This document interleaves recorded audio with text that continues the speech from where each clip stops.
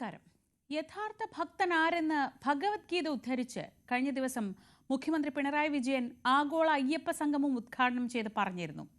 ആ യഥാർത്ഥ ഭക്തൻ പമ്പയിലെ സംഗമത്തിലാണോ അതോ പന്തളത്തെ സംഗമത്തിലാണോ പങ്കെടുത്തത് എന്നതാണ് അടുത്തതായി ഉയരുന്ന ചോദ്യം. സർക്കാരിന്റെ പരിപാടിക്ക് ബദലായി അയ്യപ്പ ഭക്ത സംഗമം നടത്തി കരുത്ത് തെളിയിക്കാനായി എന്നാണ് സംഘപരിവാർ സംഘടനകളുടെ അവകാശവാദം. ഇന്ന് രാവിലെ മുതൽ നടന്ന പരിപാടിയിലുണ്ടായ വൻ ജനപങ്കാളിത്തം അതിന് തെളിവായി അവർ മുന്നോട്ട് വയ്ക്കുന്നു.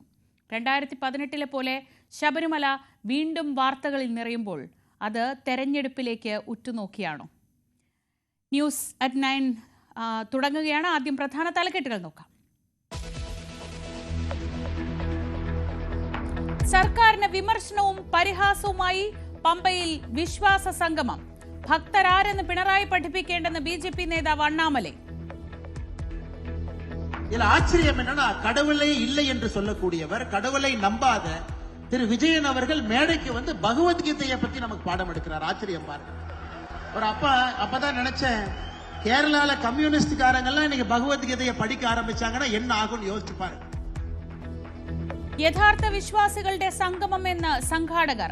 ആഗോള അയ്യപ്പ സംഗമത്തിന് യോഗി ആദിത്യനാഥിന്റെ ആശംസാ സന്ദേശം എത്തിയത് പരിശോധിക്കാൻ BJP.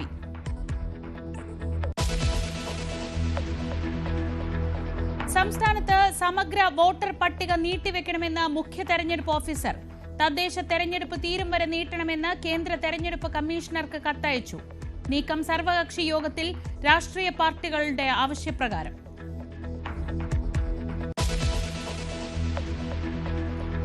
ഇന്ത്യ അമേരിക്ക വ്യാപാര കരാറിൽ വീണ്ടും ചർച്ച. പീയൂഷ് ഗോയലിന്റെ നേതൃത്വത്തിൽ ഇന്ത്യൻ പ്രതിനിധി സംഘം അമേരിക്കയിൽ. അന്തിമ ധാരണ ഇന്നുണ്ടാകുമോ എന്ന ആകാംക്ഷ. S ജയശങ്കർ, മാർക്കോ റൂബിയോ കൂടിക്കാഴ്ച പുരോഗമിക്കുന്നു.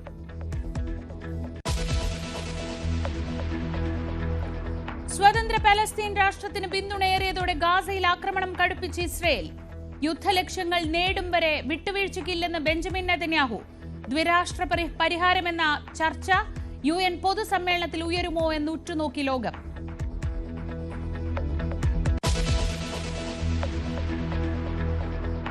കൺസ്യൂമേഴ്സിന് ലാഭം ഉണ്ടാവും, കൺസ്യൂമേഴ്സിന് നല്ല സന്തോഷം ഉണ്ടാവും. കൺസ്യൂമേഴ്സിന് സന്തോഷം ഉണ്ടാകുമ്പോൾ, അതായത് കസ്റ്റമേഴ്സിന് സന്തോഷം ഉണ്ടാകുമ്പോൾ നമുക്കും സന്തോഷം ഉണ്ടാവും. വിപണിക്ക് ഉണർവ് നൽകുന്ന ഒരു നല്ല സ്റ്റെപ്പാണ് പ്രധാനമന്ത്രി എടുത്തതും. അതിന് നമ്മൾ ഈ രാജ്യത്തെ പ്രധാനമന്ത്രിക്ക് ഫൈനാൻസ് ഡിപ്പാർട്ട്മെന്റും നന്ദി രേഖപ്പെടുത്തും. സാധാരണക്കാർക്ക് ആശ്വാസമായി പരിഷ്കരിച്ച GST നിലവിൽ നേട്ടമാകുമെന്ന പ്രതീക്ഷയിൽ വ്യാപാരികൾ. നികുതി വരുമാനം കുറയുമെന്ന ആശങ്കയിൽ സംസ്ഥാനം. രാജ്യവ്യാപക പ്രചാരണത്തിന് BJP.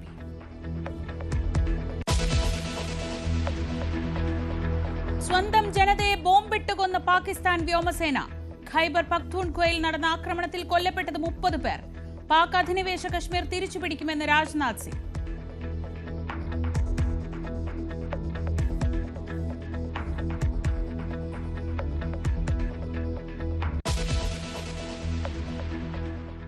കേരളത്തിൽ സമഗ്ര വോട്ടർ പട്ടിക പരിഷ്കരണം നീട്ടിവെക്കണമെന്ന് മുഖ്യ തെരഞ്ഞെടുപ്പ് ഓഫീസർ. ഇക്കാര്യം ചൂണ്ടിക്കാണിച്ച് കേന്ദ്ര തെരഞ്ഞെടുപ്പ് കമ്മീഷന് മുഖ്യ തെരഞ്ഞെടുപ്പ് ഓഫീസർ കത്തയച്ചു. തദ്ദേശ തെരഞ്ഞെടുപ്പ് അടുത്ത സാഹചര്യത്തിലാണ് ആവശ്യം. രാഷ്ട്രീയ പാർട്ടി പ്രതിനിധികളുടെ യോഗത്തിൽ ഉയർന്ന അഭിപ്രായം തെരഞ്ഞെടുപ്പ് കമ്മീഷനെ അറിയിക്കുകയായിരുന്നു. കൂടുതൽ വിവരങ്ങൾ TG സജിത് നൽകും. തദ്ദേശ തെരഞ്ഞെടുപ്പിന് മുമ്പായി കേരളത്തിൽ തീവ്ര വോട്ടർ പട്ടികയുടെ പരിഷ്കരണം SIR വേണ്ടെന്നാണ് കേന്ദ്ര തെരഞ്ഞെടുപ്പ് കമ്മീഷന്റെ നിലപാട്. ഇത് സംസ്ഥാനത്തെ മുഖ്യ തെരഞ്ഞെടുപ്പ് ഓഫീസർ ഇക്കാര്യം കേന്ദ്ര തെരഞ്ഞെടുപ്പ് കമ്മീഷനെ അറിയിച്ചു കഴിഞ്ഞു രേഖാമൂലം. കഴിഞ്ഞ ദിവസം രാഷ്ട്രീയ പാർട്ടികളുടെ യോഗം വിളിച്ചപ്പോൾ ഈ യോഗത്തിൽ രാഷ്ട്രീയ പാർട്ടികൾ ഈ വിഷയം ആവശ്യപ്പെട്ടിരുന്നു. തദ്ദേശ തെരഞ്ഞെടുപ്പിന് മുമ്പ് നടപ്പിലാവുക വെല്ലുവിളിയാണ്, തങ്ങൾക്ക് സഹകരിക്കാനാവില്ല. അങ്ങനെ രാഷ്ട്രീയ പാർട്ടികളുടെ നിസ്സഹകരണം മുന്നിൽ കണ്ടുകൊണ്ടുകൂടിയാണ് സംസ്ഥാനത്തെ മുഖ്യ തെരഞ്ഞെടുപ്പ് ഓഫീസർ U രത്തൻ ഖേൽക്കർ ഇപ്പോൾ കേന്ദ്ര തെരഞ്ഞെടുപ്പ് കമ്മീഷന് രേഖാമൂലം ഈ അറിയിപ്പ് നൽകിയിരിക്കുന്നത്. കഴിഞ്ഞ ദിവസം വിളിച്ച തെരഞ്ഞെടുപ്പ് കമ്മീഷന്റെ യോഗത്തിൽ കേരളത്തിൽ SIR നടപ്പാക്കുന്നതിനെ രാഷ്ട്രീയ പാർട്ടികൾ വലിയ രീതിയിൽ എതിർപ്പ് അറിയിച്ചിരുന്നു. പ്രത്യേകിച്ച് BJP ഒഴികെ സംസ്ഥാനത്തെ എല്ലാ രാഷ്ട്രീയ പാർട്ടികളും ഇക്കാര്യത്തിൽ പൊതു നിലപാടാണ് സ്വീകരിച്ചത്.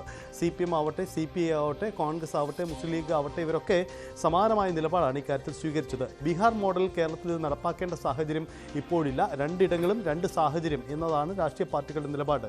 എന്ന് മാത്രമല്ല, കേരളത്തിൽ തീവ്ര വോട്ടർ പട്ടിക പരിഷ്കാരം നടന്നാൽ അത് വലിയ തരത്തിലുള്ള പ്രതിസന്ധിക്ക് ഇടയാക്കുമെന്നും രാഷ്ട്രീയ പാർട്ടികൾ ചൂണ്ടിക്കാണിക്കുന്നു. കാരണം 2002 അടിസ്ഥാനമാക്കിയാണ് വോട്ടർ പട്ടികയുടെ പരിഷ്കരണം നടക്കുക. അങ്ങനെയെങ്കിൽ നിരവധി കൂട്ടിച്ചേർക്കൽ വേണം. കാരണം കേരളത്തിൽ 2024-25 വരെ പുതിയ വോട്ടർ പട്ടികയിൽ തെരഞ്ഞെടുപ്പ് നടന്നതാണ്. സ്വാഭാവികമായും ഇത്രയധികം കൂട്ടിച്ചേർക്കലുകൾ നടന്ന അപ്ഡേഷൻ നടന്നിട്ടുള്ള ഒരു വോട്ടർ പട്ടികയിൽ നിന്നും വലിയ തരത്തിലുള്ള കൊഴിഞ്ഞുപോക്കുണ്ടാക്കും. അത് വലിയ തരത്തിലുള്ള പ്രതിസന്ധിക്കും ഇടയാക്കും എന്നതാണ് ഇക്കാര്യത്തിൽ കേരളത്തിലെ രാഷ്ട്രീയ പാർട്ടികൾ എടുത്തിരിക്കുന്ന നിലപാടുകൾ. ഒപ്പം തന്നെ ബീഹാർ പോലെ അതിർത്തിയിൽ നിന്നും ബംഗ്ലാദേശിൽ നിന്നും മറ്റുമുള്ള കുടിയേറ്റ പ്രശ്നങ്ങളൊന്നും നിലവില്ലാത്ത സ്ഥലമാണ് കേരളം. അതുകൊണ്ട് തന്നെ കേരളത്തിൽ SIR നടപ്പിലാക്കേണ്ട ആവശ്യമില്ല എന്ന നിലപാടാണ് പൊതുവിൽ രാഷ്ട്രീയ പാർട്ടികൾ സ്വീകരിച്ചത്. എന്തായാലും ഈ ആവശ്യങ്ങളൊക്കെ കണക്കിലെടുത്തുകൊണ്ടാണ് ഇപ്പോൾ തദ്ദേശ തെരഞ്ഞെടുപ്പിന് മുമ്പായി കേരളത്തിൽ വോട്ടർ പട്ടിക നടപടികൾ നിർത്തിവെക്കണമെന്നാവശ്യപ്പെട്ടുകൊണ്ട് സംസ്ഥാനത്തെ മുഖ്യ തെരഞ്ഞെടുപ്പ് ഓഫീസർ കത്ത് നൽകിയിരിക്കുന്നത്. രാഷ്ട്രീയ പാർട്ടികൾ നിസ്സഹരിക്കുമെന്നത് മുന്നിൽ കണ്ടുകൂടിയാണ് ഈ തീരുമാനം ഉണ്ടായിരിക്കുന്നത്. TG സജിത്താണ് വിവരങ്ങൾ നൽകിയത്. ഇനി പോകുന്നത് പമ്പയിലെ അയ്യപ്പ സംഗമത്തിലേക്ക്.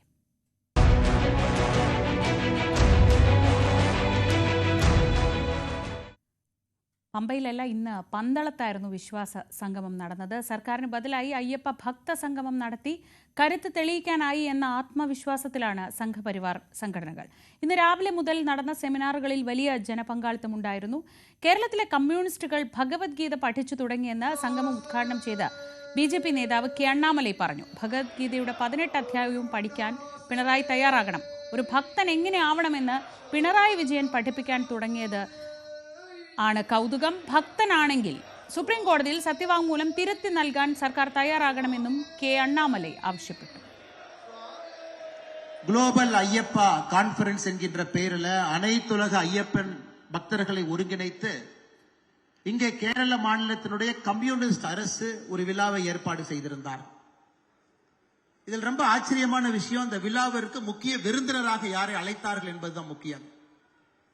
தமிழகத்தினுடைய முதலமைச்சராக இப்ப இருக்கக்கூடியவர், சனாதன தர்மத்தை வேரோடு அறுக்க வேண்டும் என்று நினைக்கக்கூடியவர், எங்களுடைய முதலமைச்சர் திரு மு க ஸ்டாலின் அவருடைய மகன் உதயநிதி ஸ்டாலின் சனாதன தர்மம் என்பது டெங்கு மஸ்கிட்டோ கொசுவை போன்றது, அதை ஒழித்தளிக்க வேண்டும் என்று சென்னையில் 2 ஆண்டுகளுக்கு முன்பு ஒரு நிகழ்வு நடத்தியவர்.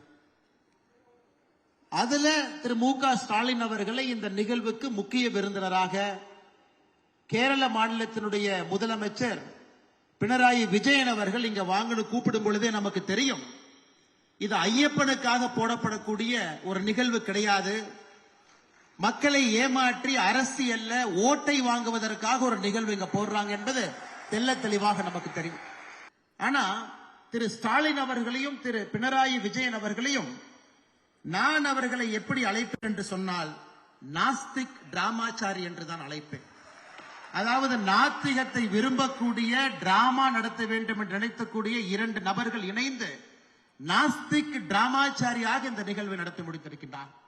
திரு விஜயன் அவர்களுக்கு ஐயப்பனை பற்றி ஒரு மாநாடு நடத்துவதற்கு என்ன உரிமை இருக்கிறது என்பதுதான் அடிப்படையான ஐயப்ப பக்தர்கள் கேட்கக்கூடிய ஒரு கேள்வி. மாநாடு நடத்துவதற்கு உங்களுக்கு என்ன உரிமை இருக்கு? இந்த கேரளத்தில் கம்யூனிஸ்ட் அவர்களை பார்த்து இங்க குளோபல் ஐயப்பா கான்ஃபரன்ஸ், இவங்க இருவரும் கடவுளை பற்றி பேசுவதற்கு அடிப்படையில் எந்த ஒரு தகுதியும் இல்லாதவர்கள் அன்பு சொந்தங்கள். இதுல ஆச்சரியம் என்னன்னா, கடவுளே இல்லை என்று சொல்லக்கூடியவர், கடவுளை நம்பாத திரு விஜயன் அவர்கள் மேடைக்கு வந்து பகவத்கீதையை பத்தி நமக்கு பாடம் எடுக்கிறார். ஆச்சரியம் பாருங்க. ஒரு அப்பதான் நினைச்சேன், கேரளால கம்யூனிஸ்ட்காரங்க எல்லாம் இன்னைக்கு பகவத்கீதையை படிக்க ஆரம்பிச்சாங்கன்னா என்ன ஆகும்னு யோசிச்சு பாருங்க. அதாவது ஒரு பக்தன் எப்படி இருக்க வேண்டும் என்று விஜயன் அவர்கள் நமக்கு பாடம் எடுக்கிறாங்க. அந்த மாதிரி பக்தனா நீங்க எல்லாம் இருங்கன்னு கடவுளை நம்பாத விஜயன். ஆனா பிரச்சனை என்னன்னாங்க, அவர் 12வது சாப்டருக்கு மேல அவர் படிக்கல. தயவு செய்து ஐயப்பனை அரசியல் ஆக்காதீங்க, தயவு செய்து ஐயப்பனை தனியா விட்டுருங்க. இன்னைக்கு உச்ச நீதிமன்றத்தில் ரிவ்யூ பெட்டிஷன் லார்ஜர் கான்ஸ்டிடியூஷனல் பெஞ்சில் இருக்கும் பொழுது எதற்கு தேவையில்லாத வேலையை செய்யறீங்க? இன்னைக்கு ஐயப்பனுக்கு உண்மையாலும் நல்லது செய்ய வேண்டும் என்று விஜயன் அவர்கள் நினைச்சா സുപ്രീം കോർട്ട് മുന്നാടി നിങ്ങൾ പോട്ടിരിക്കக்கூடிய അഫിഡവിറ്റ് മാറ്റി പോടും. ഉത്തർപ്രദേശ് മുഖ്യമന്ത്രി യോഗി ആദിത്യനാഥിന്റെ സന്ദേശം ഇന്ന് വേദിയിൽ വായിച്ചു. സെപ്റ്റംബർ 19 അയച്ച കത്താണിത്. SJR കുമാർജിയുടെ പേരിലാണ് അയച്ചിരിക്കുന്നത്. Dear Shri SJR Kumarji, I am thankful for the invitation of attending Shabarimala Samrakshana Sangamam on 22nd September 2025. which is being organized by Shabarimala Karma Samadhi at Pandalam, the divine land associated with the childhood of Lord Ayyappa. Lord Ayyappa Swami is the epitome of Dharma. He represents courage, devotion, and purity. His worship holds immense spiritual significance. It strengthens faith and encourages a disciplined way of life. Sanatana Dharma illuminates the path of righteous living. It is the beacon of human consciousness. For strengthening social harmony and unity, it is necessary to spread Sanatana values and traditions. In this perspective, the efforts of the organizations are commendable. I hope that Shabarimala Samrakshana Sangamam would help the devotees to connect with the divine. With regards, yours faithfully, Yogi Adityanath. ഹിന്ദുവിരുദ്ധരായ 3 മുഖ്യമന്ത്രിമാരാണ് പിണറായി വിജയനും സ്റ്റാലിനും സിദ്ധരാമയ്യയും എന്ന് Tejasvi Surya. In Kannada we have a saying, I'm sure a version of it is there in Malayalam also. Bhutada Bayali Bhagavad Gita. It means devil quoting the scriptures. The communist organizing a global Ayyappa conference is equal to mutton shop owners organizing a welfare conference for goats and chickens. This is the hypocrisy, this is the irony in this. ജനപങ്കാളിത്തം കൊണ്ടും നേതാക്കളുടെ പ്രസംഗം കൊണ്ടും സംസ്ഥാന സർക്കാരിന് കൃത്യമായ മറുപടി നൽകുക എന്നത് തന്നെയാണ് ഫലത്തിൽ അയ്യപ്പ സംരക്ഷണ സംഗമത്തിൽ പന്തളത്ത് നടന്നത് എന്നതാണ് ഏറ്റവും ശ്രദ്ധേയമായിട്ടുള്ളത്. ജനപങ്കാളിത്തമാണ് പമ്പയിലെ ആഗോള അയ്യപ്പ സംഗമത്തിൽ അതിൽ വാർത്തകളിൽ ഇടം നേടിയ ഏറ്റവും പ്രധാനപ്പെട്ട ഘടകമായി മാറിയത് അതുതന്നെയാണ്. അവിടെ ആൾ കുറവാണ് ചർച്ചയായതെങ്കിൽ ഇവിടെ ഒരുപക്ഷെ ജനത്തിരക്കാണ് ചർച്ചയായത്. രാവിലെ നടന്ന സെമിനാറിലടക്കം വലിയ ജനപങ്കാളിത്തമായിരുന്നു ഉണ്ടായിരുന്നത്. ഏതാണ്ട് പന്തളത്തെ ഓഡിറ്റോറിയത്തിന്റെ പുറത്തുവരെ ആളുകൾ കാത്തു നിൽക്കുന്ന സ്ഥിതിവിശേഷമാണ് ഉണ്ടായത്. തുടർന്ന് ഏതാണ്ട് ഉച്ചയ്ക്ക് ശേഷം 3 മണിയോടുകൂടി തന്നെ ഉച്ചയോടുകൂടി തന്നെ ഇപ്പോൾ ഞാൻ ഈ നിൽക്കുന്ന ഈ പന്തൽ നിറഞ്ഞ് കവിഞ്ഞൊരു സാഹചര്യമായിരുന്നു ഉണ്ടായിരുന്നത്. നിരവധി ആളുകൾ ഇവിടേക്ക് ഒഴുകിയെത്തി. പന്തൽ കവിഞ്ഞും റോഡിലുമൊക്കെ ആളുകൾ നിൽക്കുന്നു. MC റോഡ് അടക്കം പല ഘട്ടത്തിലും ബ്ലോക്കാകുന്ന സ്ഥിതിവിശേഷവും ഉണ്ടായി എന്നുള്ളതാണ് നമുക്കിവിടെ കാണാൻ കഴിഞ്ഞത്. രാഷ്ട്രീയമായ മറുപടികൾ കൃത്യമായി മുഖ്യമന്ത്രിക്ക് നൽകുന്നു. ഒന്ന്, നിരീശ്വരവാദം പറയുന്ന മുഖ്യമന്ത്രി എന്നാണ് ഈ ഒരു ഭക്തനായി മാറിയത് എന്ന ചോദ്യമാണ് അവർ ഉന്നയിക്കുന്നത്. ശബരിമലയിലെ യഥാർത്ഥ വികസനം എന്നാൽ അവിടുത്തെ അടിസ്ഥാന സൗകര്യങ്ങൾ ഉൾപ്പെടെയുള്ള വികസനമാണ്. അവിടെ ഇപ്പോൾ കാണിച്ചതുപോലുള്ള AC സൗകര്യങ്ങൾ ഒരുക്കിയുള്ള പന്തലൊരുക്കിയുള്ള 7 കോടി ചെലവാക്കിയുള്ള ഒരു ചർച്ചയല്ല എന്നതാണ്. മാത്രമല്ല, മുഖ്യമന്ത്രിയുടെ പ്രസംഗത്തെ എടുത്തു പറഞ്ഞുകൊണ്ടാണ് നേതാക്കളെല്ലാം തന്നെ സംസാരിച്ചത് എന്നുള്ളതാണ് ഏറ്റവും ശ്രദ്ധേയമായിട്ടുള്ളത്.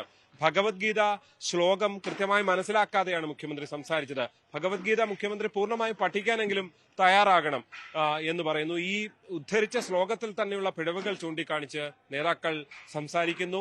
ദേവസ്വം ബോർഡ് പ്രസിഡന്റ് മുദ്രാവാക്യം വിളിക്കുന്നത് പോലെയാണ് ഈ സ്വാമി ശരണം വിളിച്ചത് എന്നുള്ള കാര്യമടക്കം ചൂണ്ടിക്കാണിച്ചുകൊണ്ടാണ് നേതാക്കൾ പ്രസംഗിച്ചത്. അണ്ണാമലയും ഒപ്പം തന്നെ തേജസ്വി സൂര്യയൊക്കെ ഇവിടെ എത്തിയ ഈ ഭക്തരായിട്ടുള്ള ആളുകൾ, ഒരുപക്ഷെ സംഘപരിവാർ പ്രവർത്തകർ, ഇവരെ എല്ലാവരെയും ആവേശത്തിലാക്കുന്ന പ്രസംഗം തന്നെയാണ് നടത്തിയത്.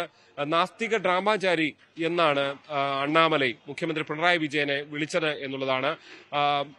MK സ്റ്റാലിനെ ഈ പരിപാടിക്ക് ക്ഷണിച്ചതോടുകൂടി തന്നെ ഇതിന്റെ ഉദ്ദേശം എന്തെന്ന് വ്യക്തമായി എന്നുള്ളത് അണ്ണാമലൈ ചൂണ്ടിക്കാണിക്കുന്നു. സിദ്ധരാമയ്യയും ഒപ്പം തന്നെ MK സ്റ്റാലിനും മുഖ്യമന്ത്രി പിണറായി വിജയനും ഹിന്ദുവിരുദ്ധനാണ്, ധർമ്മശാല അടക്കമുള്ള സംഭവങ്ങൾ ഇതിന്റെ ഭാഗമാണ്, ക്ഷേത്രങ്ങളെ തകർക്കുകയാണ് ലക്ഷ്യമെന്നതാണ് തേജസ്വി സൂര്യ ആരോപിച്ചത്. എന്തുകൊണ്ടാണ് ഈ സിദ്ധരാമയ്യെ ക്ഷണിക്കാത്തത് എന്ന കാര്യത്തിൽ തനിക്ക് അത്ഭുതമുണ്ട് എന്നും അദ്ദേഹം ചൂണ്ടിക്കാണിക്കുന്നു. എന്തായാലും വലിയ കേവലം ഈ ഒരു സമ്മേളനത്തിൽ അവസാനിക്കുന്നതല്ല, തുടർ പ്രക്ഷോഭങ്ങൾ ഉണ്ടാകും. പ്രത്യേകിച്ച് ശബരിമലയുമായി ബന്ധപ്പെട്ട കേസുകൾ പിൻവലിക്കാൻ സർക്കാർ തയ്യാറാകണം. ഏതെങ്കിലും തരത്തിൽ ആത്മാർത്ഥത ഉണ്ടെങ്കിൽ അതിന് തയ്യാറാകണം. അതിനുമപ്പുറത്തേക്ക് ഏറ്റവും ആദ്യത്തെ ആവശ്യമായി ചൂണ്ടിക്കാണിക്കുന്നത് യുവതീ പ്രവേശനവുമായി ബന്ധപ്പെട്ട സത്യവാങ്മൂലം അത് തിരുത്തി ഈ വിശ്വാസികളുമായി ശബരിമലയുമായി എന്തെങ്കിലും ബന്ധമുണ്ടെങ്കിൽ അതിന്റെ ആചാരാനുഷ്ഠാനങ്ങൾ സംരക്ഷിക്കുന്നതിന്റെ ഭാഗമായി ഇത് തിരുത്തണം. അത് സത്യവാങ്മൂലം കോടതിയിൽ നൽകണം എന്നതാണ്. എന്തായാലും കഴിഞ്ഞ കുറെ ദിവസങ്ങളായി സംഘപരിവാർ നേതാക്കളൊക്കെ തന്നെ ഉയർത്തിക്കൊണ്ടിരുന്ന ഒരു വിഷയം തന്നെയാണ് ഇന്നും അവർ ഈ സംഗമത്തിൽ ഉയർത്തിയത് എന്നത് മാത്രമല്ല, പലരുടെയും സാന്നിധ്യം കൊണ്ട് ശബരിമല തന്ത്രി കണ്ഠരര് മഹേഷ് മോഹൻ ഉൾപ്പെടെയുള്ളവരുടെ സാന്നിധ്യം, ഒപ്പം തന്നെ പന്തളം കൊട്ടാരം നിർവാഹക സമിതി അംഗം പി നാരായണവർമ്മ, പന്തളം കൊട്ടാരം ഈ പമ്പയിൽ നടന്ന ഈ സംഗമത്തിൽ പങ്കെടുത്തിരുന്നില്ല. NSSനെ പങ്കെടുപ്പിച്ചതൊക്കെ വലിയ ഒരു നേട്ടമായി സർക്കാർ ചൂണ്ടിക്കാണിക്കുമ്പോൾ പന്തളം കൊട്ടാരത്തിന്റെ സാന്നിധ്യം ഈ വേദിയിൽ ഉണ്ടായിരുന്നു എന്നുള്ളതാണ് ഏറ്റവും ശ്രദ്ധേയമായിട്ടുള്ളത്. സംസ്ഥാനത്തിന്റെ വിവിധ ഭാഗങ്ങളിൽ നിന്ന് ആളുകൾ എത്തി എന്നുള്ളത് വസ്തുത തന്നെയാണ്. അതിനപ്പുറത്തേക്ക് മറ്റ് സംസ്ഥാനങ്ങളിൽ നിന്നുള്ളവരും എത്തി. അങ്ങനെ ആരെങ്കിലും തങ്ങൾ ക്ഷണിച്ചിട്ടെത്തിയവരല്ല, പക്ഷേ അതിനും അപ്പുറത്തേക്ക് ആളുകൾ ഒഴുകിയെത്തി. BJP സംസ്ഥാന അധ്യക്ഷൻ രാജീവ് ചന്ദ്രശേഖർ ഉൾപ്പെടെയുള്ളവർ ഈ വേദിയിൽ ഈ സദസ്സിലിരിക്കുന്ന കാഴ്ചയാണ് കണ്ടത്. ഏറ്റവും ഒടുവിൽ കേന്ദ്ര സർക്കാരിന് സമർപ്പിക്കാൻ വേണ്ടി സമ്മേളനം ഒരു പ്രമേയം പാസാക്കിയത് ഏറ്റുവാങ്ങാനാണ് അദ്ദേഹം എത്തിയത്. അത് ഉടൻ തന്നെ പ്രധാനമന്ത്രി നരേന്ദ്രമോദിയുടെ ശ്രദ്ധയിൽപ്പെടുത്തും എന്നതടക്കമുള്ള കാര്യങ്ങൾ രാജീവ് ചന്ദ്രശേഖർ ചൂണ്ടിക്കാണിച്ചു. എന്തായാലും ഒരു വശത്ത് ശബരിമലയുമായി ബന്ധപ്പെട്ട CPM ഒരു കാലെടുത്തു വെച്ചാൽ രണ്ട് കാലെടുത്തു വെക്കുന്ന നിലയിലേക്ക് സംഘപരിവാർ എത്തുന്നത് നമ്മൾ 2018 ശബരിമല പ്രക്ഷോഭ കാലത്ത് കണ്ടതാണ്. അതിനെ ഓർമ്മിപ്പിക്കുന്ന ഒരു സംഗമം തന്നെയാണ്.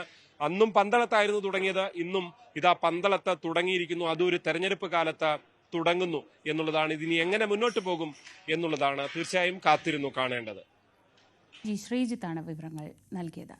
ആഗോള അയ്യപ്പ സംഗമത്തിന് UP മുഖ്യമന്ത്രി യോഗി ആദിത്യനാഥിന്റെ ആശംസാ സന്ദേശം എങ്ങനെ വന്നു എന്ന് പരിശോധിക്കുമെന്ന് BJP ദേശീയ നിർവാഹക സമിതി അംഗം PK കൃഷ്ണദാസ്.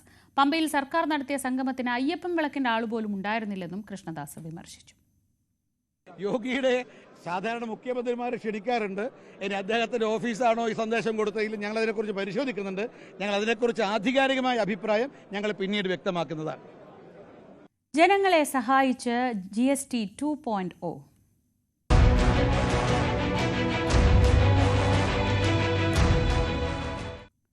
കുടുംബ ബജറ്റിലും സാധാരണക്കാരുടെ ജീവിതത്തിലുമൊക്കെ വലിയ ആശ്വാസം നൽകുന്ന GST ഇളവുകൾ പ്രാബല്യത്തിൽ വന്നിരിക്കുകയാണ്. അവശ്യ സാധനങ്ങൾ മുതൽ വാഹനങ്ങൾക്ക് വരെ വലിയ ഇളവുകളാണ് ലഭിക്കുക.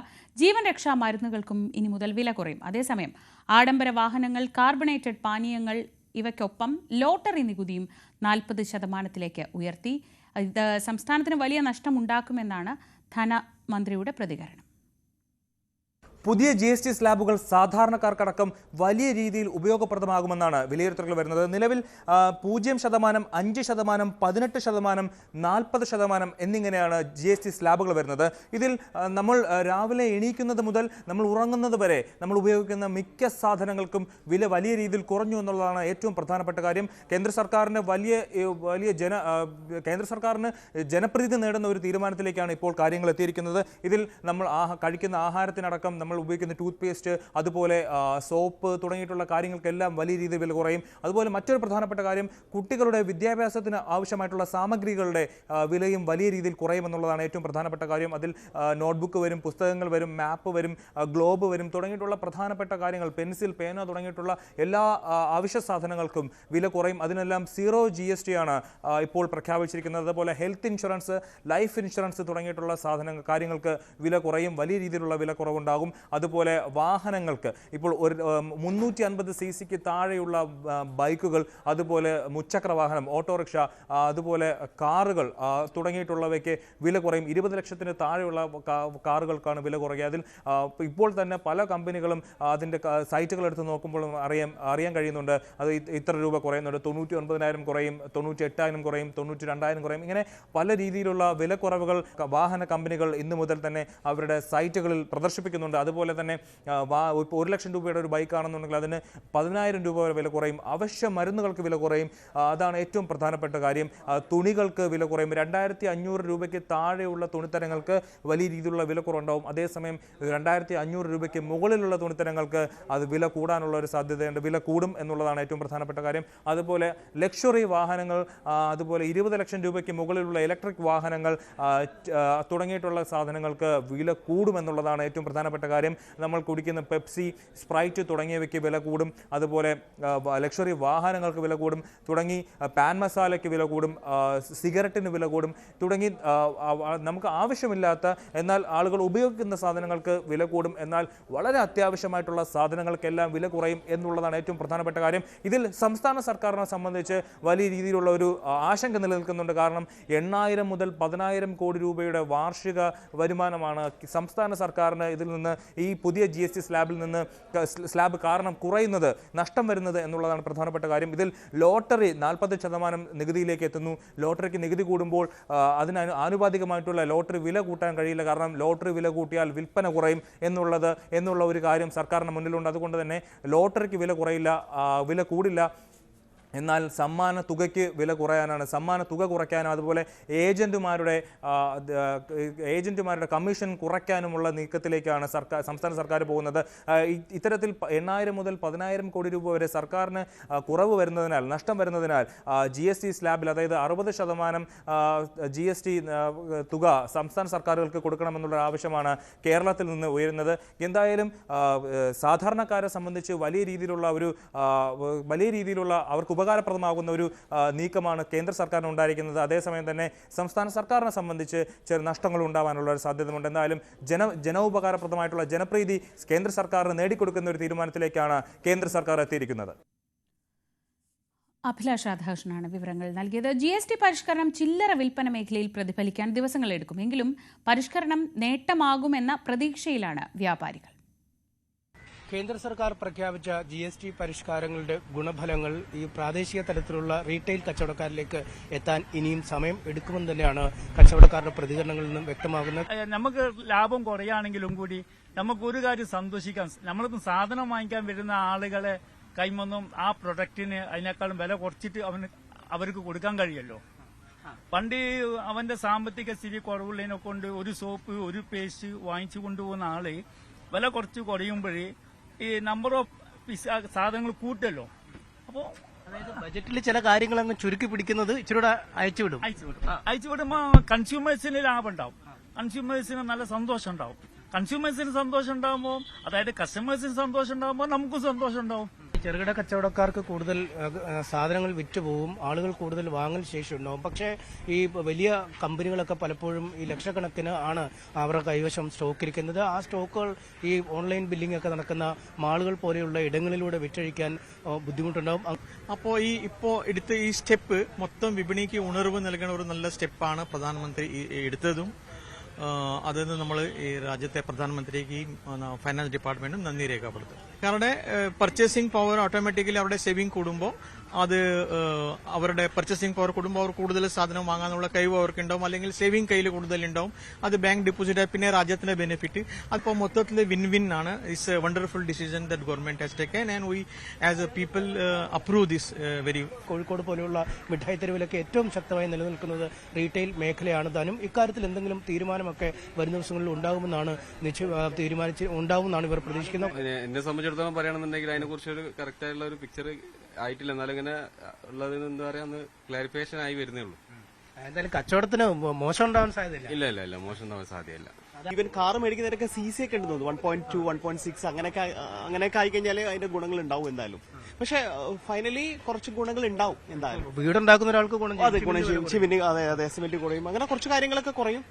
പക്ഷെ അറിയില്ല ഇനി എന്താണ്, ഇല്ലേ വേറെ എന്തെങ്കിലും ഉണ്ടോന്ന് നമുക്കറിയില്ല. അത് കുറച്ചുകൂടി കഴിഞ്ഞാലേ നമുക്ക് മനസ്സിലാക്കാൻ പറ്റും. എന്തായാലും ചില്ലറ വിൽപ്പനക്കാരിലേക്ക് GST പരിഷ്കാരത്തിന്റെ ഫലങ്ങൾ എത്താൻ വൈകും. പക്ഷേ മൊത്തത്തിലുള്ള വാങ്ങൽ ശേഷി കൂടും, കൂടുതൽ സാധന സാമഗ്രികൾ ആളുകൾ വാങ്ങിക്കൂട്ടും എന്നതാണ് അനുകൂല ഘടകമായി കച്ചവടക്കാർ വിലയിരുത്തുന്നത്.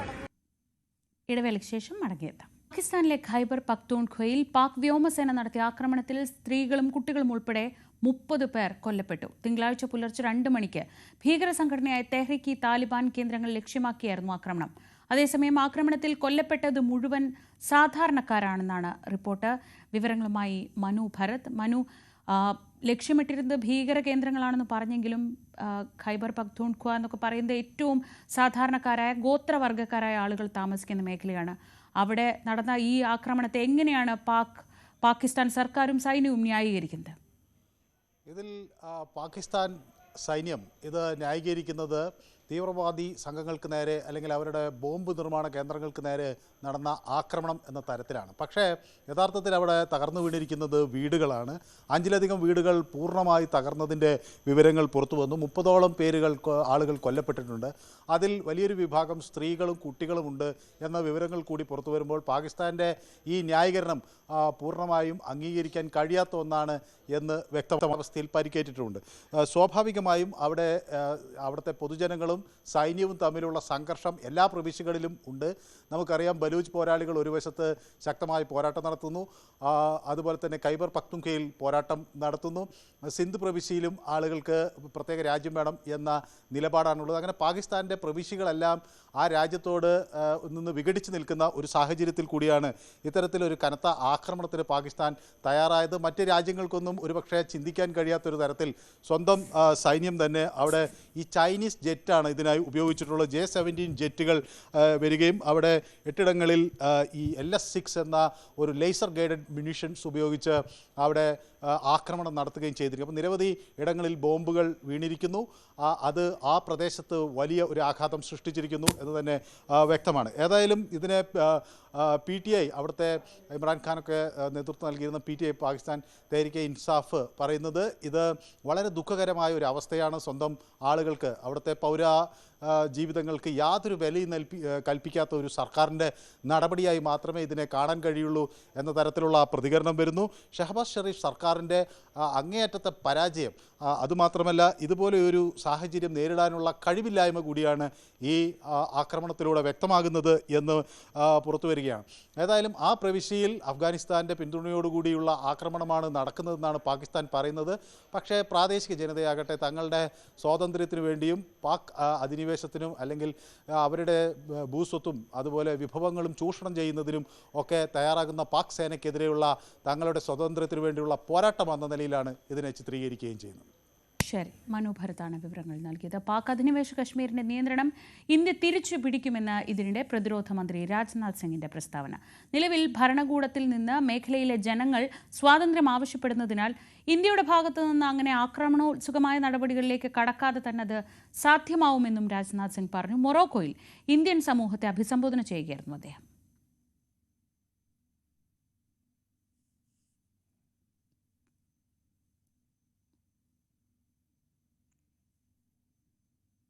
ഇനി പോകുന്നത് ന്യൂയോർക്കിലേക്കാണ്. അവിടെ നിർണായക ചർച്ചകൾ.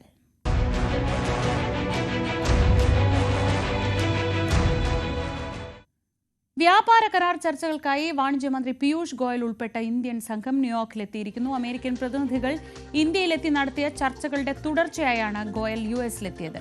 അതേസമയം തന്നെ 80ാമത് UN ജനറൽ അസംബ്ലിയിൽ പങ്കെടുക്കാൻ അമേരിക്കയിലെത്തിയ S. ജയശങ്കർ ഇപ്പോൾ അമേരിക്കൻ വിദേശകാര്യ സെക്രട്ടറി മാർക്കോ റൂബിയോയുമായി ചർച്ച നടത്തുകയാണ്. ആ ചർച്ച രാത്രി 8:30-ക്കാണ് തുടങ്ങിയത്. ഇപ്പോൾ ഏതാണ്ട് 1 മണിക്കൂർ പിന്നിട്ടിരിക്കുകയാണ്.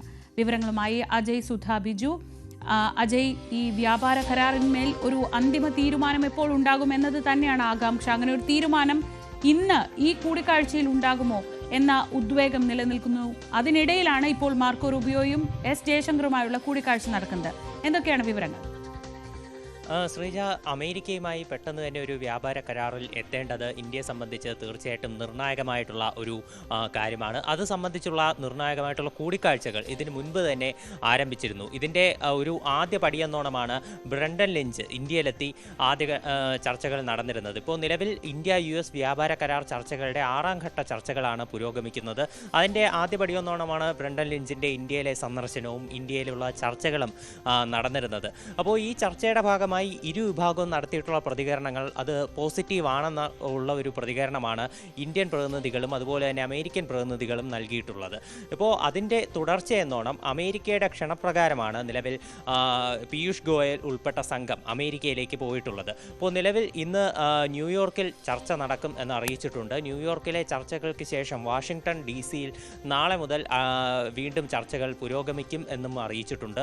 ഇന്ത്യയിൽ നിന്ന് പുറപ്പെടുന്ന ഈ ഘട്ടത്തിൽ കാര്യത്തിൽ പീയൂഷ് ഗോയൽ നിലവിൽ എക്സ് അക്കൗണ്ട് വഴി പങ്കുവച്ച ഒരു പോസ്റ്റും അതും നിർണായകം തന്നെയാണ്. അദ്ദേഹം പ്രധാനമന്ത്രി നരേന്ദ്രമോദിയുടെ നവരാത്രി സന്ദേശം പങ്കുവെച്ചുകൊണ്ട് പറഞ്ഞിട്ടുള്ള ആ പോസ്റ്റിൽ അദ്ദേഹം പറയുന്നു, ഇന്ത്യ തീർച്ചയായിട്ടും എല്ലാ കാര്യങ്ങളിലും സ്വന്തമായി നിലകൊള്ളണം. ഇന്ത്യയുടെ ശക്തി എന്താണെന്ന് ലോകത്തിന് പല രാജ്യങ്ങൾക്കും തിരിച്ചറിയില്ല. ഇന്ത്യ ഒരു സ്വദേശിവൽക്കരണം നടത്തണം. ഇന്ത്യ സ്വന്തം ഉപകരണങ്ങൾ, സ്വന്തം ഉൽപ്പന്നങ്ങൾ ഉപയോഗിച്ചുകൊണ്ട് സ്വയം പര്യാപ്തത പൂർണ്ണമായി കൈവരിക്കണമെന്നുള്ള സന്ദേശം അദ്ദേഹം ആ പോസ്റ്റിലൂടെ നൽകുന്നു. അപ്പോൾ ഈ ഒരു ചർച്ചകൾ മുന്നോട്ട് പോകുമ്പോഴും ഇന്ത്യയിലെ ഉൽപ്പന്നങ്ങൾ അത് ഇന്ത്യയിൽ തന്നെ വിറ്റ് ഒരു ലാഭം കണ്ടെത്തുക എന്നുള്ള രീതിയിലുള്ള ഒരു സന്ദേശമാണ് തീർച്ചയായിട്ടും വ്യാപാരികൾക്കുൾപ്പെടെ പീയൂഷ് ഗോയൽ നൽകുന്നത് എന്നുള്ളത് വ്യക്തമാണ്. ഇപ്പോൾ മറ്റൊരു പ്രധാനപ്പെട്ട കാര്യമാണ് നിലവിൽ എസ് ജയശങ്കർ, ഇന്ത്യയുടെ വിദേശകാര്യമന്ത്രി എസ് ജയശങ്കറിൻ്റെ US സന്ദർശനം. UN-ന്റെ 80ാമത് ജനറൽ അസംബ്ലി സമ്മേളനം നാളെ മുതൽ ആരംഭിക്കുകയാണ്. അപ്പോൾ ഇതിൻ്റെ ഭാഗമായിട്ടാണ് എസ് ജയശങ്കർ US-ലെത്തിയത്. അദ്ദേഹം ഇപ്പോൾ US സ്റ്റേറ്റ് സെക്രട്ടറി ആയിട്ടുള്ള മാർക്കോ റൂബിയോയുമായി കൂടിക്കാഴ്ച നടത്തിക്കൊണ്ടിരിക്കുകയാണ്. 8:30-നാണ് ഈ കൂടിക്കാഴ്ച ആരംഭിച്ചത്. അപ്പോൾ ഈ കൂടിക്കാഴ്ചയിലും തീർച്ചയായിട്ടും ഇന്ത്യയുടെ വ്യാപാര കരാർ ഉൾപ്പെടെ ചർച്ചയിൽ വരാനുള്ള സാധ്യതകളുണ്ട്. അതുപോലെ തന്നെ H-1B വിസ, അത് കാരണം ഇന്ത്യയിൽ ഉണ്ടായിട്ടുള്ള വലിയ തരത്തിലുള്ള ഒരു പ്രതിസന്ധി, ഇന്ത്യയിലെ പ്രധാനമായിട്ടും IT സെക്ടറിൽ ജോലി ചെയ്യുന്ന തൊഴിലാളികളെ ഉൾപ്പെടെ ബാധിച്ച വലിയൊരു പ്രശ്നം, അതുൾപ്പെടെ ഇന്നത്തെ ഈ ചർച്ചയിൽ മുഖ്യ വിഷയമായി വരാനുള്ള സാധ്യതകളുണ്ട്. പ്രധാനമന്ത്രി നരേന്ദ്രമോദിയാണ് ഈ UN-ന്റെ ജനറൽ അസംബ്ലിയിൽ സംസാരിക്കുമെന്ന് നേരത്തെ അറിയിച്ചിരുന്നത്. എന്നാൽ ഇത് പിന്നീട് മാറ്റി എസ് ജയശങ്കർ സംസാരിക്കും എന്നുള്ള രീതിയിൽ പിന്നീട് ഒരു ചർച്ചകൾ നടക്കുകയായിരുന്നു. ഇതിപ്പോൾ 3ാമത്തെ തവണയാണ് എസ് ജയശങ്കർ മാർക്കോ റൂബിയോയുമായി കൂടിക്കാഴ്ച നടത്തുന്നത്. ഇക്കഴിഞ്ഞ ജനുവരിയിൽ അദ്ദേഹം US-ലെത്തിയപ്പോൾ മാർക്കോ റൂബിയോയുമായി കൂടിക്കാഴ്ച നടത്തിയിരുന്നു. അതിനുശേഷം നിലവിൽ ഇപ്പോൾ അതിനുശേഷം പിന്നെ ജൂലൈയിൽ അടുത്ത ഘട്ട കൂടിക്കാഴ്ചകൾ നടന്നിരുന്നു. അതിനുശേഷം ഇപ്പോൾ 3ാം തവണയാണ് മാർക്കോ റൂബിയോയുമായി എസ് ജയശങ്കർ കൂടിക്കാഴ്ച നടത്തുന്നത്.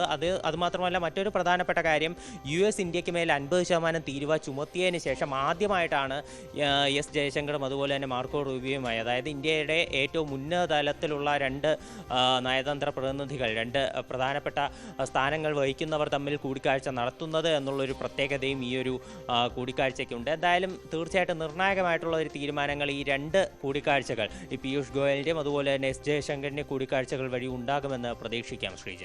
ശരി, അജയ് സുധാ ബിജു ആണ് വിവരങ്ങൾ നൽകിയത്.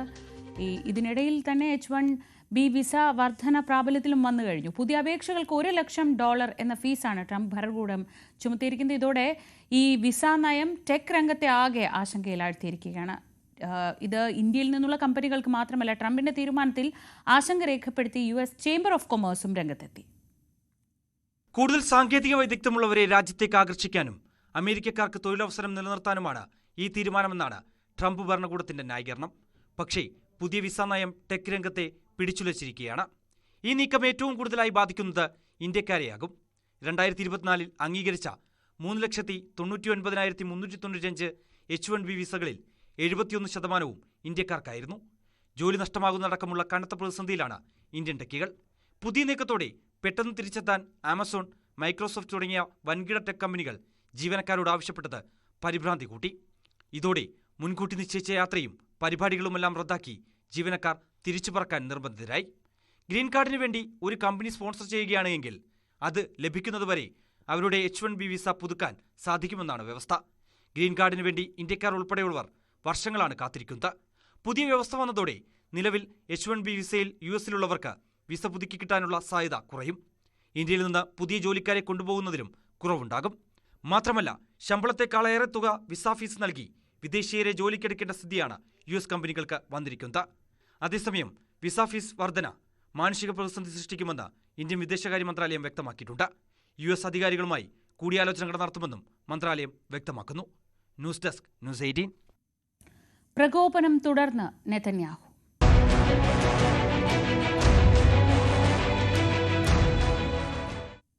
യുദ്ധലക്ഷ്യങ്ങൾ നേടും വരെ ഒരു വിട്ടുവീഴ്ചയ്ക്കുമില്ലെന്ന് ഇസ്രയേൽ പ്രധാനമന്ത്രി ബെഞ്ചമിൻ നെതന്യാഹു.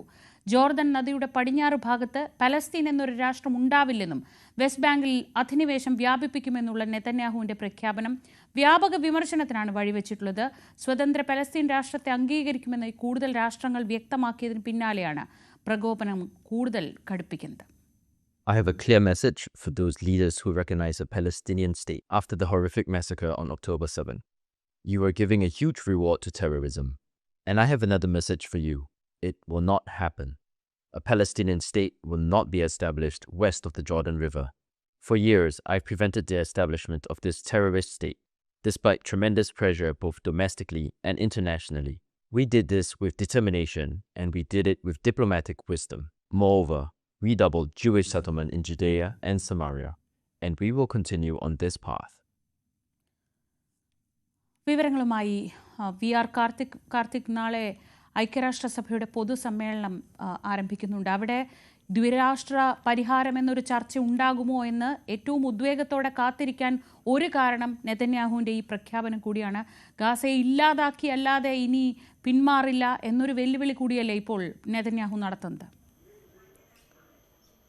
തീർച്ചയായിട്ടും ശ്രീജ, സ്വതന്ത്ര പാലസ്തീൻ എന്ന നിലപാടിന് ഒരു വശത്ത് പിന്തുണ വർദ്ധിപ്പിക്കുമ്പോൾ മറുവശത്ത് പ്രകോപനം ശക്തമായി തുടരുകയാണ് ഇസ്രായേൽ പ്രധാനമന്ത്രി ബെഞ്ചമിൻ നെതന്യാഹു എന്നതാണ് ശ്രദ്ധേയം.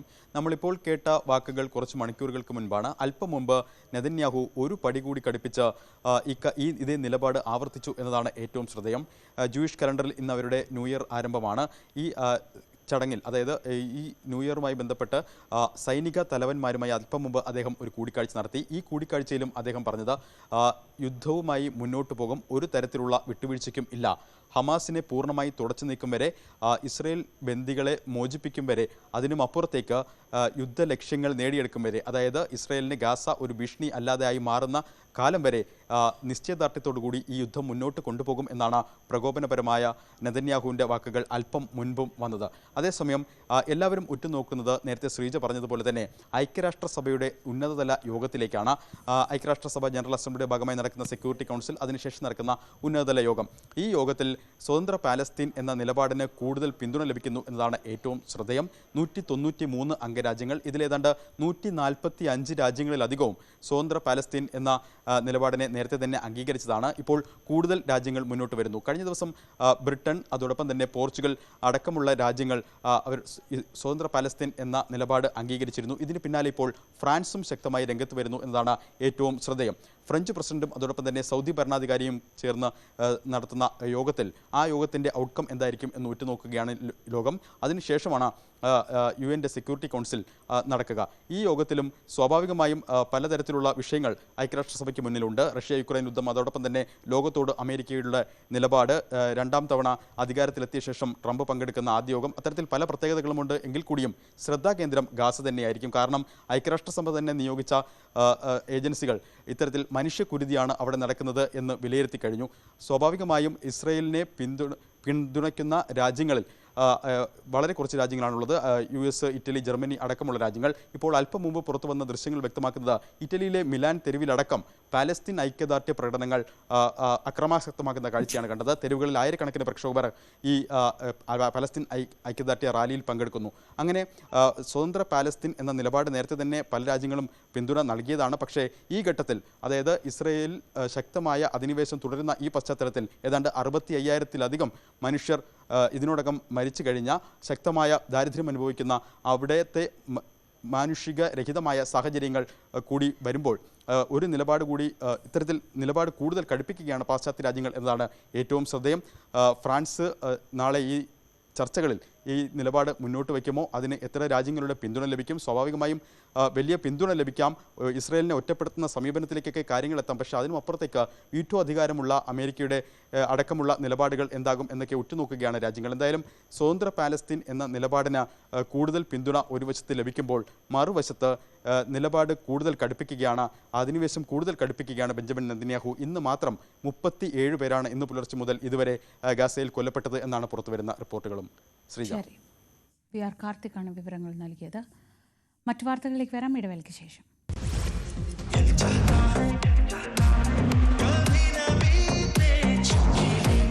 Presenting the Maruti Suzuki Victoris. Got it all. ആത്മഹത്യയിൽ രാഷ്ട്രീയ പോര്.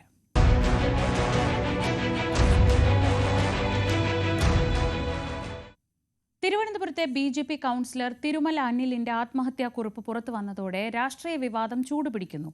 നമ്മുടെ ആളുകളെ സഹായിച്ചെങ്കിലും പണം തിരിച്ചടയ്ക്കാത്തത് പ്രതിസന്ധി ഉണ്ടാക്കിയെന്നാണ് കത്തിലെ പരാമർശം. ഈ പരാമർശം CPM ആയുധമാക്കുമ്പോൾ CPMും പോലീസുമാണ് അനിലിനെ ആത്മഹത്യയിലേക്ക് തള്ളിവിട്ടതെന്ന ആരോപണവുമായി BJPയും രംഗത്തെത്തി. ഇന്ന് തമ്പാനൂർ പോലീസ് സ്റ്റേഷനിലേക്ക് BJP പ്രതിഷേധ മാർച്ചും സംഘടിപ്പിച്ചു. BJP നേതാക്കളുടെ ഭരണസമിതി നേതൃത്വം നൽകുന്ന സഹകരണ സംഘത്തിലെ സാമ്പത്തിക ക്രമക്കേടുകളുടെ ഭാഗമായാണ് അനിലിന് വലിയ മാനസിക സമ്മർദ്ദം ഉണ്ടായതെന്ന് വ്യക്തമാക്കുന്ന കത്താണ് ഇപ്പോൾ പുറത്തു വരുന്നത്. ഈ സഹകരണ സംഘത്തിൽ കോടിക്കണക്കിന് രൂപ പിരിഞ്ഞു കിട്ടാനുണ്ട്. അതിൽ ഒരു ഭാഗം പ്രധാനമായും CPM ആരോപിക്കുന്നത് BJP RSS നേതാക്കൾ പറഞ്ഞതുകൊണ്ട് അവരുടെ നിർദ്ദേശപ്രകാരം നിരവധി ആളുകൾ വായ്പ എടുത്തിരുന്നു. അതൊന്നും തിരിച്ചടയ്ക്കാത്തതാണ് അനിലിനെ സമ്മർദ്ദത്തിലാക്കിയതും ആത്മഹത്യയിലേക്ക് തള്ളിയിട്ടതുമാണ് CPMന്റെ ആരോപണം. അത് ഏറെക്കുറെ ശരിവയ്ക്കുന്ന പരാമർശങ്ങൾ ഈ അനിലിന്റെ ആത്മഹത്യാ കുറിപ്പിലുണ്ട്. പുറത്തു വന്ന ആത്മഹത്യാ കുറിപ്പിലുണ്ട്. ആവശ്യത്തിലധികം സമയം പലർക്കും നൽകിയിട്ടുണ്ട്. FTIയുള്ള ആളുകൾ നിരന്തരം ഓഫീസിൽ വന്ന് സമ്മർദ്ദമുണ്ടാക്കുന്നു. നമ്മുടെ ആൾക്കാരെ സഹായിച്ചു. മറ്റ് നടപടികൾ കൊണ്ടൊന്നും ഒന്നും ചെയ്യാതെ സമയം നീട്ടിക്കൊണ്ടു പോകുന്നു. പല അവധി പറഞ്ഞ് തിരിച്ചടവിൽ കാലതാമസം ഉണ്ടാക്കുന്നു. ഞാനോ സഹകരണ സംഘത്തിലെ മറ്റുള്ള ഭരണസമിതി അംഗങ്ങളോ ഇതിൽ ഒരു രൂപ പോലും ക്രമക്കേട് നടത്തിയിട്ടില്ല. പക്ഷേ ഈ സഹായിച്ച ആളുകൾ പലരും പണം തിരിച്ചടയ്ക്കാത്തതാണ് ഇതുമായി ബന്ധപ്പെട്ട മാനസിക സമ്മർദ്ദമാണ് തൻ്റെ മരണത്തിന് കാരണമെന്ന് അനിലിൻ്റെ ഈ ആത്മഹത്യാ കുറിപ്പിലുണ്ട്. പാർട്ടി നേതാക്കൾ ഇത് പരിശോധിക്കണമെന്നും അനിൽ പറയുന്നുണ്ട്. എന്നാൽ പാർട്ടിയെ ഏത് തരത്തിൽ നേരിട്ട് BJPയെ പേര് പറഞ്ഞുകൊണ്ടുള്ള കുറ്റപ്പെടുത്തലൊന്നും ഈ ആത്മഹത്യാ കുറിപ്പില്ല. പക്ഷേ പാർട്ടി നമ്മുടെ ആളുകൾക്ക് സാമ്പത്തിക സഹായം നൽകി, അത് പണം നൽകി, അത് തിരിച്ചടച്ചില്ല എന്നൊരു പരാമർശമാണ് പ്രധാനമായും കത്തിലുള്ളത്. ഇതാണ് CPM ആയുധമാക്കുന്നത്. അനിലിൻ്റെ മരണത്തിന് പിന്നിൽ BJP RSS നേതാക്കൾ തന്നെയാണ്. അവരാണ് അനിലിനെ സഹായിക്കാതെ ഇങ്ങനെ സമ്മർദ്ദത്തിലാക്കിയെന്ന വിമർശനമാണ് CPM ഉന്നയിക്കുന്നത്. എന്നാൽ BJP ആകട്ടെ പോലീസും CPMുമാണ് അനിലിന്റെ മരണത്തിൽ ഉത്തരവാദികൾ എന്ന ആരോപണമാണ് ഉയർത്തുന്നത്.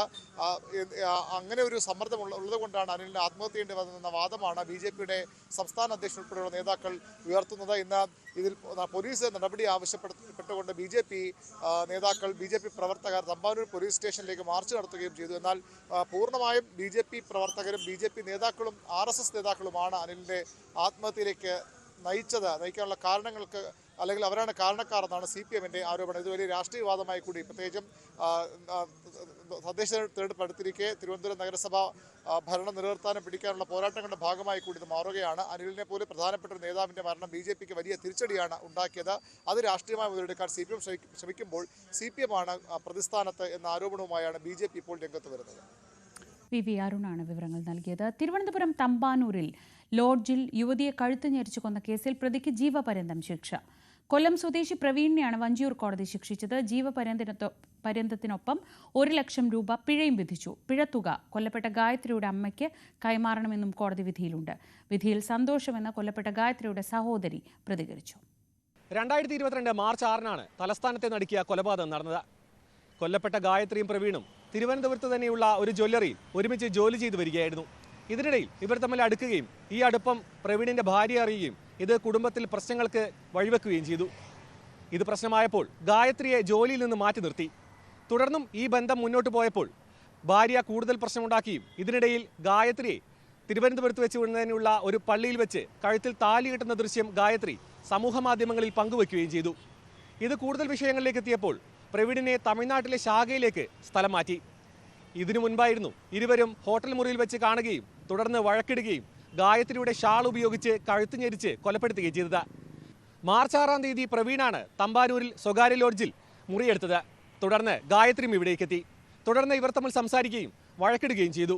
വഴക്കിനൊടുവിൽ പ്രവീൺ ഷാൾ ഉപയോഗിച്ച് ഗായത്രിയെ കഴുത്ത് ഞെരിച്ച് കൊല്ലുകയായിരുന്നു. തുടർന്ന് ഈ മുറിയിൽ നിന്നും പുറത്തേക്ക് പോയ പ്രവീൺ അർദ്ധരാത്രിയോടുകൂടി ഹോട്ടൽ ജീവനക്കാരെ യുവതി മുറിയിൽ മരിച്ചു കിടക്കുന്ന വിവരം അറിയിച്ചു. തുടർന്ന് പോലീസ് നടത്തിയ പരിശോധനയിലാണ് ഗായത്രിയുടെ മൃതദേഹം മുറിയിൽ നിന്നും കണ്ടെടുത്തത്. തുടർന്ന് നടത്തിയ പരിശോധനയിൽ കൊലപാതകമാണെന്ന് കണ്ടെത്തുകയും പ്രവീണിനെ തൊട്ടടുത്ത ഓഫീസേഴ്സ് അന്നത്തെ IG ആയിരുന്ന കമ്മീഷണറായിരുന്ന സ്പർജൻ കുമാർ സാർ IPSും അതുപോലെ അങ്കിത് അശോകൻ സാർ DCP ആയിരുന്ന സാറിന്റെ ഒക്കെ ഒരു സൂപ്പർവിഷൻ, അതുപോലെ ഇപ്പോഴത്തെ കമ്മീഷണറും DCPമാരും ഒക്കെ ഈ കേസ് വളരെ കാര്യമായിട്ട് സൂപ്പർവൈസ് ചെയ്തു, ട്രയൽ മോണിറ്റർ ചെയ്തു. അതിന്റെ ഒരു വലിയ റിസൾട്ടാണ് ഇത്. പൂർണ്ണമായും ശാസ്ത്രീയ തെളിവുകളെ അടിസ്ഥാനപ്പെടുത്തിയായിരുന്നു പോലീസിന്റെ അന്വേഷണം. പ്രവീണിന്റെ വിരലടയാളം ഈ ഹോട്ടൽ മുറിയിൽ നിന്നും കണ്ടെടുത്തു. തുടർന്ന് ഫോൺ രേഖകളും മറ്റും കോടതിയിൽ സമർപ്പിച്ചു. ഗായത്രിയുടെ കഴുത്തിൽ കണ്ട മുറിവിന്റെ പാട് ഒരിക്കലും ആത്മഹത്യ ചെയ്യുമ്പോൾ ഉണ്ടാകുന്ന ഒന്നല്ല എന്ന് പോസ്റ്റ്മോർട്ടം നടത്തിയ ഡോക്ടറുടെ മൊഴി ഈ കേസിൽ വളരെ നിർണായകമായിരുന്നു. ഇത്തരത്തിൽ പരിപൂർണമായ ശാസ്ത്രീയ അടിസ്ഥാനത്തിലായിരുന്നു കേസ് പബ്ലിക് പ്രോസിക്യൂട്ടർ വാദിച്ചതും തുടർന്ന് വിജയിച്ചതും. ജീവപര്യന്തം തടവ് ശിക്ഷയും 1,00,000 രൂപ പിഴയുമാണ് പ്രതിക്കുള്ള ശിക്ഷ കോടതി വിധിച്ചിട്ടുള്ളത്. പിഴ ഒടുക്കുകയാണെന്നുണ്ടെങ്കിൽ പിഴത്തുക മരണപ്പെട്ട കുട്ടിയുടെ അമ്മയ്ക്ക് നൽകാനും കോടതി ഉത്തരവായിട്ടുണ്ട്. പിഴ ഒടുക്കാത്ത പക്ഷം 1 വർഷം കൂടി അധിക കഠിന തടവ് അനുഭവിക്കണം. ഇതാണ് കോടതിയുടെ ശിക്ഷ.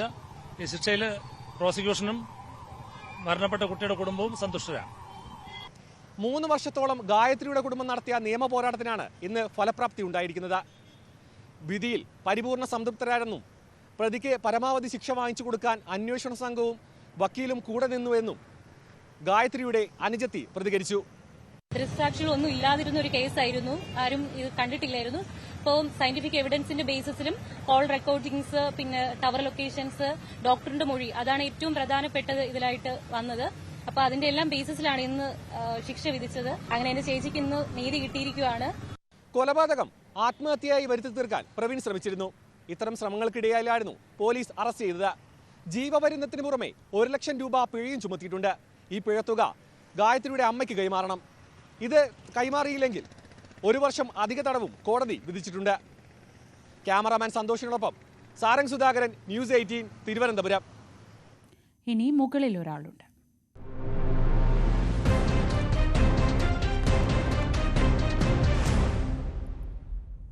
കോഴിക്കോട് കല്ലാച്ചിയിൽ നിന്നുള്ള ദൃശ്യങ്ങളാണ്. കുറച്ച് പേടിപ്പിക്കുന്നതാണ്. വിദ്യാർത്ഥിനിക്ക് നേരെ പാഞ്ഞെടുക്കുന്ന തെരുവ് നായ്ക്കൂട്ടം.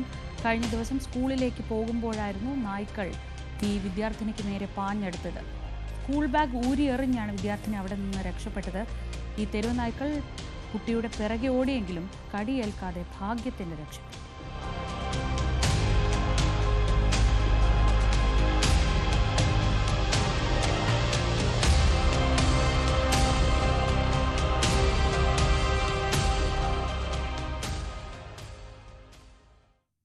മുടി കെട്ടിയത് ശരിയായില്ലെന്നാരോപിച്ച് 8ാം ക്ലാസ് വിദ്യാർത്ഥിനിയെ ക്ലാസ്സിൽ നിന്ന് ഇറക്കിവിട്ടതായി പരാതി. തിരുവനന്തപുരം നിർമ്മല ഭവൻ സ്കൂളിനെതിരെയാണ് ആക്ഷേപം. TC നൽകി പറഞ്ഞുവിടുമെന്ന് മാനേജ്മെന്റ് ഭീഷണിപ്പെടുത്തിയെന്നും കുട്ടിയുടെ കുടുംബം മ്യൂസിയം പോലീസ് സ്റ്റേഷനിൽ പരാതി നൽകി. തിരുവനന്തപുരം നെട്ടയം സ്വദേശി പ്രസന്നന്റെ 8ാം ക്ലാസ്സിൽ പഠിക്കുന്ന മകളെയാണ് മുടി കെട്ടിയത് ശരിയായില്ല എന്ന് പറഞ്ഞ് ക്ലാസ്സിൽ നിന്ന് ഇറക്കിവിട്ടത്. സ്കൂൾ നിയമാവലി നിഷ്കർഷിക്കുന്നത് പോലെ മുടി കെട്ടണമെന്നായിരുന്നു അധ്യാപികയുടെ ആവശ്യം.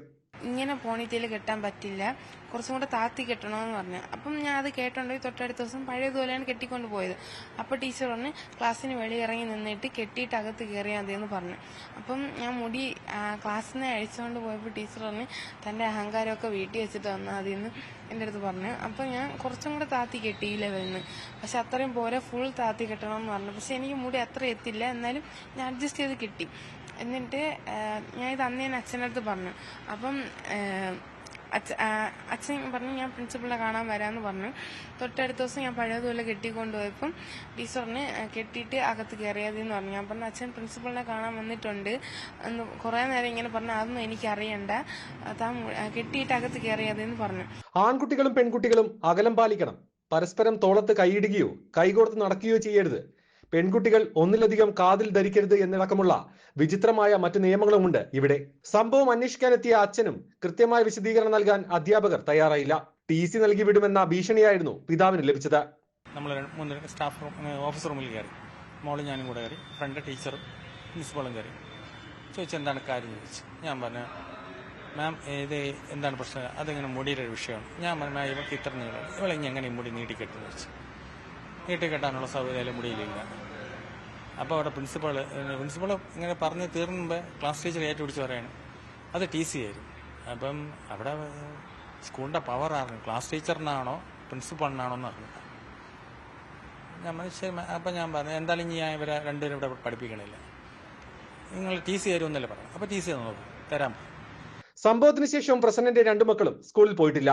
സ്കൂളിന്റെ ഭാഗത്തു നിന്നും കൃത്യമായ മറുപടി ലഭിക്കാത്ത പക്ഷം നിയമ നടപടിയുമായി മുന്നോട്ടു പോകാനാണ് മാതാപിതാക്കന്മാരുടെ തീരുമാനം. സംഭവത്തിൽ മ്യൂസിയം പോലീസിൽ പിതാവ് പരാതി നൽകിയിട്ടുണ്ട്. അതേസമയം സംഭവത്തിൽ പ്രതികരിക്കാൻ സ്കൂൾ മാനേജ്മെന്റ് തയ്യാറായിട്ടില്ല. ന്യൂസ് 18 തിരുവനന്തപുരം. ആചാരപ്പെരുമയോടെ അങ്ങാടിപ്പുറം തിരുമാന്താംകുന്ന് ഭഗവതി ക്ഷേത്രത്തിലെ വലിയ കണ്ടം നടിയിൽ നടന്നു. 100 കണക്കിന് വിശ്വാസികൾ പങ്കെടുത്ത ഈ ചടങ്ങ് മുറ തെറ്റാതെ പാലിക്കുന്ന നൂറ്റാണ്ടുകൾ പഴക്കമുള്ള ഒരു ആചാരം കൂടിയാണ്. പന്തീരടി പൂജ കഴിഞ്ഞ് ക്ഷേത്രത്തിൽ നിന്നുള്ള വിളക്ക് തെളിയിച്ച് കളത്തുംചാലിക്കൽ കർഷക കുടുംബത്തിലെ മുതിർന്ന അംഗങ്ങൾ ഇളനീർ വെട്ടിയാടി. ശേഷം ആദ്യ നടിയിലുള്ള ഞാറ്റുമുടി എക്സിക്യൂട്ടീവ് ഓഫീസർ എം വേണുഗോപാലിന് കൈമാറി. അദ്ദേഹം ഞാറ് നട്ടതോടെ നടീലിന് തുടക്കമായി.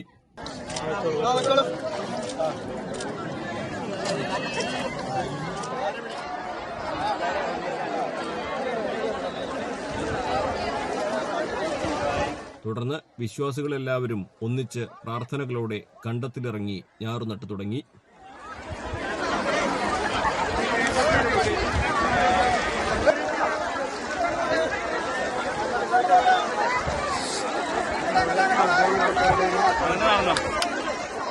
വലിയ കണ്ടം നടീലിന്റെ ഭാഗമാകുന്നതിലൂടെ പ്രാർത്ഥനകൾ സഫലമാകുമെന്നാണ് വിശ്വാസം. ഒട്ടേറെ ഐതിഹ്യങ്ങളുണ്ട് ഭഗവതി കണ്ടം നടീലിന് പിന്നിൽ. ഇതൊരു വഴിപാടെന്നുള്ള നിലയ്ക്കാണ് മുഴുവൻ ആളുകളും ഈ കണ്ടം നടണമെന്ന് ഇവിടെ വരുന്നത്. പല പല കാര്യസാധ്യത്തിന് വേണ്ടിയിട്ട്, കാരണം കുട്ടികളില്ലാത്തതിന് വേണ്ടി, കാരണം അവർ പ്രാർത്ഥന കഴിഞ്ഞ് കഴിഞ്ഞിട്ടുണ്ടെങ്കിൽ അവർ കുട്ടികളുണ്ടാവുന്നുള്ളൊരു ഉദ്ദേശശുദ്ധി, അങ്ങനെയൊക്കെയുള്ള കുറേ കാര്യങ്ങൾ നമ്മളിതിലുണ്ട്. അപ്പോൾ അങ്ങനെയുള്ളൊരു അതുകൊണ്ടാണ് കാരണം കൂടുതലും ആളുകൾ നമ്മൾ ഈ നടീൽ സമയത്ത് ഇവിടെ വന്ന് ഒരു ഭഗവതിക്കൊരു അർച്ചന എന്നുള്ള നിലയ്ക്കാണ് നമ്മൾ ഇവിടെ ഒരു മുടി ഞാറുവണ്ണത്ത് പോകുന്നത്. തിരിഞ്ഞു പന്തീരടിക്ക് മുമ്പായി വലിയ കണ്ടം നടയിൽ പൂർത്തിയാക്കി. തുടർന്ന് കർഷക കുടുംബാംഗങ്ങൾ വടക്കേ നടയിൽ ചവിട്ടുകളി നടത്തി. ക്ഷേത്രത്തിലെ ആവശ്യങ്ങൾക്കാണ് ഭഗവതി കണ്ടത്തിലെ നെല്ല് ഉപയോഗിക്കുന്നത്. ഈ നെല്ലാണ് ക്ഷേത്രത്തിൽ അടുത്ത വർഷം നിറപുത്തരി ദിവസം പായസത്തിനും എടുക്കുക. ന്യൂസ് 18 മലപ്പുറം. ന്യൂസ് at 9 പൂർണ്ണമാവുകയാണ്. ഇടവേളയ്ക്ക് ശേഷം പോലീസ് പട്രോളുമായി ടോം കുര്യാക്കോസ്.